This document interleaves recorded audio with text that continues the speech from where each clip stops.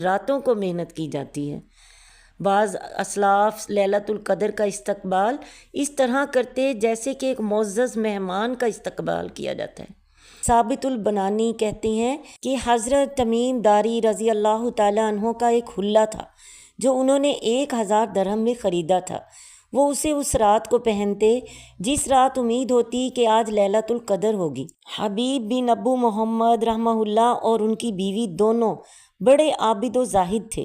جب رمضان کی آخری راتیں ہوتیں تو ان کی بیوی اپنے زوج محترم سے کہتی، رات چلی گئی ہے اور ہمارے سامنے بہت طویل راستہ ہے اور زاد راہ بہت تھوڑا ہے۔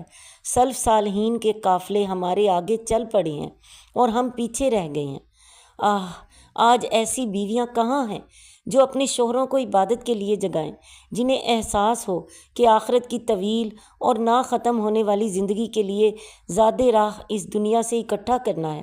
کاش آج کی عورت کے دل میں یہ احساس پیدا ہو جائے اور نبی صلی اللہ علیہ وسلم کی اس دعا کو حاصل کرنے والی بن جائے جو حدیث شریف میں ہے، اللہ اس مرد پر رحم فرمائے جو رات کو اٹھے اور نوافل ادا کرے اور اپنی بیوی کو جگائے، اور وہ بھی نوافل ادا کرے اور بیوی اٹھنے میں سستی کرے تو اس کے چہرے پر پانی کے چھینٹے مار کر اسے جگائے۔ اللہ رحم کرے اس بیوی پر جو رات کو اٹھے اور نوافل ادا کرے اور اپنے شوہر کو بھی جگائے، اور اگر وہ نہ جاگے تو اس کے چہرے پر پانی کے چھینٹے مار کر جگائے۔